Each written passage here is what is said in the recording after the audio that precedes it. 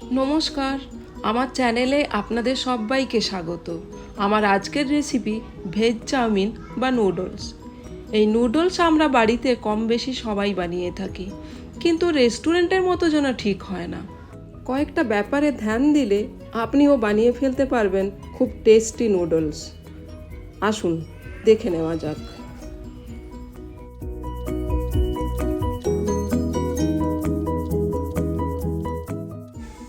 আমি এখানে কতগুলো ভেজিটেবলস নিয়ে নিয়েছি। প্রথমে কড়াইয়ে জল দিয়ে ভালো করে গরম করে নিতে হবে। গ্যাসটাকে হাই ফ্লেমে রাখতে হবে। এরপর জল গরম হলে তার মধ্যে 2 চামচ লবণ দিয়ে দিতে হবে।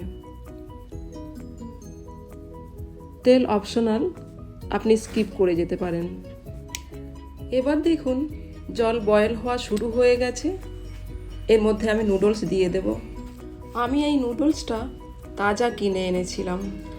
খুলে একটু হাওয়াতে শুকিয়ে নিয়েছি, যে কারণে দেখতে এরকম হয়েছে। আপনি চাইলে বাজারে যে কোনো ব্র্যান্ডে নিয়ে নিতে পারেন। নুডলস হাই ফ্লেমে 2 মিনিট বসিয়ে রাখবো। নেড়ে যেতে হবে, উপর নিচ করে যেতে হবে। ঠিক 2 মিনিট ফোটাতে হবে, তার বেশি কিন্তু একেবারে নয়। যদি সেদ্ধ বেশি হয়ে যায় একটার সঙ্গে একটা লেগে যাবে, খেতে টেস্টি হবে না। একটু লক্ষ্য রাখবেন যাতে পাকিয়ে না যায় একসাথে। টানলে দেখুন ঠিক এভাবেই ছিঁড়বে। এবার আমি ঠান্ডা জল দিয়ে ভালো করে ধুয়ে নেব। 2-3 বার ঠান্ডা জল দিয়ে ভালো করে ধুয়ে নিতে হবে। তারপর এটা ছেঁকে নিতে হবে, এক্সট্রা স্টার্চ বেরিয়ে যাবে। একটা খোলা পাত্রে 3-4 মিনিট হাওয়াতে রেখে দিতে হবে। নুডলসটাকে এভাবে রেখে আপনি সবজিগুলো কেটে নিতে পারেন, ততক্ষণে নুডলসের জল কিছুটা শুকিয়ে যাবে। আমি ভেজিটেবলসগুলো কেটে নিয়েছি। বাঁধাকপি নিয়েছি, বাঁধাকপিগুলো সরু করে লম্বা করে কেটে নিয়েছি। গাজরগুলো কেটে নিয়েছি। Yellow capsicum, green capsicum, red capsicum নিয়েছি, আর লঙ্কা কুচিয়ে নিয়েছি।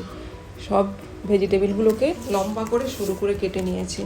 এখানে আদা, রসুন আর পেঁয়াজ নিয়েছি। এই নুডলসের মধ্যে অবশ্যই তেল মাখাতে হবে। তেল মাখালে একটার সঙ্গে আর একটা লেগে যাবে না, ঝুরঝুরে মতো থাকবে। 2-3 চামচ তেল নুডলসের মধ্যে মাখিয়ে নিতে হবে। রেস্টুরেন্টের মধ্যে এভাবে নুডলসটাকে রেডি করে রেখে দেয়, যখন যতটা প্রয়োজন হয় ততটা বানায়। আমরা যারা বাড়িতে নুডলস বানাই অনেকে এই কাজটা করি না, যার জন্য আমাদের নুডলস এত ঝুরঝুরে মতো হয় না। এবার কড়াইয়ের মধ্যে তেল দিয়ে আমি পুরো কড়াইয়ের মধ্যে তেলটাকে মাখিয়ে নেব। গ্যাসটাকে হাই ফ্লেমেই রাখবো। তেল ভালো করে গরম হয়ে গেলে এর মধ্যে আমি প্রথমে রসুনগুলো দিয়ে দেবো। কুচনো রসুন আমি দিয়ে দেব। তারপর একটু নেড়ে চেড়ে এটাকে গরম করার পর আমি এর মধ্যে আদা কুচনোগুলো দিয়ে দেব। বেশিক্ষণ নাড়বো না, কয়েকবার নেড়ে নিয়ে তার মধ্যে আমি আবার পেঁয়াজ কুচিগুলো দিয়ে দেব। এবার পেঁয়াজ কুচিগুলো দিয়ে আমি নাড়তে থাকবো।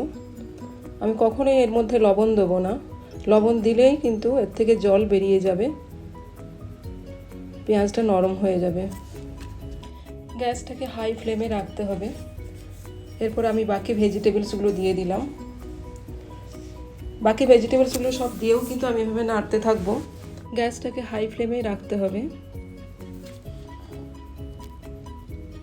এর মধ্যে কিন্তু আমি লবণ দেব না, এভাবেই ভেজে যাব। এই নুডলস কিন্তু একটু কাঁচা ভাব থাকে, তাই লক্ষ্য রাখতে হবে যাতে বেশি সেদ্ধ না হয়ে যায়। এটা আমি নাড়তে থাকবো। একটু স্মোকিও থাকবে, স্মোকি গন্ধ আসে এর মধ্যে থেকে। আমি এর মধ্যে দিয়েছি, যার জন্য দেখতেও খুব সুন্দর লাগছে। এই নুডলস একটা ফেমাস চাইনিজ রেসিপি, বাচ্চা থেকে বড় সবার খুব প্রিয়। নুডলস বানাতে বেশি টাইম লাগে না, পুরো রান্নাটা হাই ফ্লেমেই করতে হয়। ম্যাক্সিমাম চাইনিজ রেসিপি হাই ফ্লেমেই বানানো হয়। এই নুডলস বা চাউমিনের মধ্যে আপনি আপনার পছন্দের কিছু সবজি অ্যাড করতে পারেন। এটা এখন তৈরি হয়ে গেছে।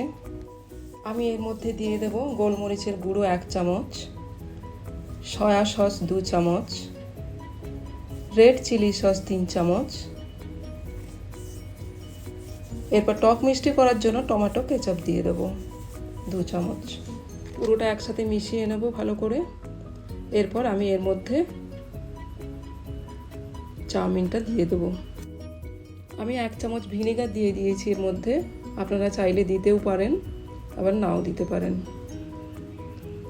এবার আমি চাউমিনটা এর মধ্যে দিয়ে দিলাম। চাউমিনে তেল মাখানোর জন্য একটার সঙ্গে আর একটা লেগে যায়নি, পুরো সেপারেটভাবে আছে। আমি এভাবে আরও 2 মিনিট হাই ফ্লেমেই রাখবো। পুরোটা একসাথে মিক্স করে নেব।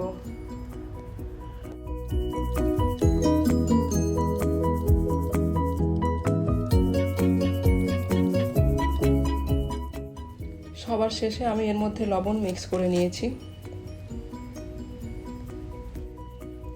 এবার লবণটাকে আমি পুরো চাউমিনের মধ্যে মাখিয়ে নেব। এবার চাউমিন রেডি। আপনারাও এভাবে বাড়িতে বানিয়ে দেখুন, খেতে হবে অসাধারণ। আর এই রেসিপি দেখার জন্য আপনাদেরকে অনেক অনেক ধন্যবাদ।